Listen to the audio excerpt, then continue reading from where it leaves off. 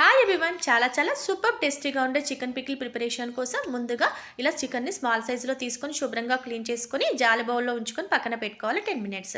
తర్వాత మసాలా పౌడర్ కోసం ప్యాన్ తీసుకొని హీట్ అయ్యాక 2 స్పూన్స్ ధనియాలు, 1 స్పూన్ జీలకర్ర, 1 స్పూన్ మెంతులు, 1 స్పూన్ ఆవాలు, కొన్ని మిరియాలు, లవంగ, దాల్చిన చెక్క, ఇలాచీ, స్టార్స్ మనకు స్పైసీకి తగ్గట్టుగా తీసుకొని మంచిగా స్మెల్ వచ్చే వరకు ఫ్రై చేసుకోవాలి.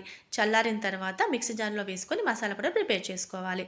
నెక్స్ట్ వెడల్పాటి బౌల్ తీసుకొని అందులో చికెన్ తీసుకోవాలి. కొంచెం పసుపు, ఆయిల్ వేసుకొని ముక్కకు బాగా పట్టేలా మిక్స్ చేసుకోవాలి. ఈ విధంగా పసుపు, ఆయిల్ తీసుకొని మిక్స్ చేసుకోవడం వల్ల చికెన్ అనేది మనకు మంచిగా బాయిల్ అవుతుంది, టేస్ట్ కూడా బాగుంటుంది. ఇలా మంచిగా మిక్స్ చేసుకొని పక్కన పెట్టుకొని కళాయి తీసుకొని హీట్ అయ్యాక అందులో ఈ చికెన్ పీసెస్ను వేసుకొని మీడియం ఫ్లేమ్లో పెట్టుకొని ఒక 5-10 మినిట్స్ కలుపుతూ ఉన్నట్టయితే మనకి అందులో వాటర్ అనేది ఫామ్ అవుతుంది. ఆ వాటర్ అంతా డ్రై అయిపోయి ముక్కకు అసలు వాటర్ లేకుండా డ్రై అయిపోయేటట్టుగా మంచిగా బాయిల్ చేసుకోవాలి. ఈ విధంగా బాయిల్ చేసుకొని పీసెస్ని తీసుకొని పక్కన పెట్టుకోవాలి. మన కేజీ చికెన్కి 300 గ్రామ్స్ ఆయిల్ అయితే పర్ఫెక్ట్గా సరిపోతుంది. అదే కళాయిలో ఆయిల్ తీసుకొని హీట్ అయ్యాక చికెన్ పీసెస్ వేసుకొని మీడియం ఫ్లేమ్లో పెట్టుకొని లైట్ గోల్డెన్ కలర్ వచ్చే వరకు మాత్రం డీప్ ఫ్రై చేసుకోవాలి. ఎక్కువగా డీప్ ఫ్రై చేసుకున్నట్టయితే ముక్క అనేది గట్టిపడిపోతుంది, టేస్ట్ ఉండదు. ఇలా లైట్ గోల్డెన్ కలర్ వచ్చాక ముక్కలను తీసుకొని పక్కకు పెట్టుకోవాలి. అందులో అల్లం వెల్లుల్లి పేస్ట్ సరిపోయినంత వేసుకోవాలి.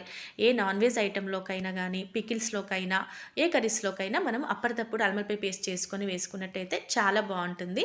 అలా ఆయిల్లో వేసుకున్నప్పుడు స్మెల్ కూడా చాలా సూపర్గా ఉంటుంది. పచ్చివాసన పోయేంత వరకు ఫ్రై చేసుకున్న తర్వాత ఈ చికెన్ ముక్కలను వేసుకొని ఒకసారి కలుపుకొని నేను టీ గ్లాసు కారం పొడి వేసుకుంటున్నాను. సరిపోయేంత సాల్ట్, పసుపు తీసుకుంటున్నాను. మీరు కొంచెం స్పైసీ కావాలనుకుంటే చిల్లీ పౌడర్ కొంచెం ఎక్కువగా వేసుకోవచ్చు.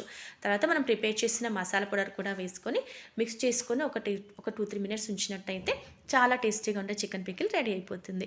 ఇది ఫైనల్గా చల్లారిన తర్వాత నేను 2 నిమ్మకాయల రసాన్ని యూజ్ చేస్తున్నానండి. మీరు కావాలంటే పుల్లగా ఎక్కువగా కావాలనుకుంటే ఒక నిమ్మకాయ రసాన్ని ఎక్స్ట్రాగా యూజ్ చేసుకోవచ్చు. నిమ్మకాయ రసం వేయడం వల్ల చికెన్ పికిల్ అదిరిపోతుంది అనమాట.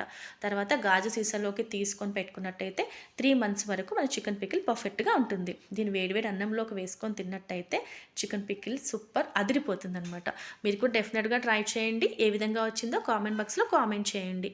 ఈ వీడియో నచ్చినట్లయితే లైక్ చేయండి. Please do subscribe. Thank you so much for watching.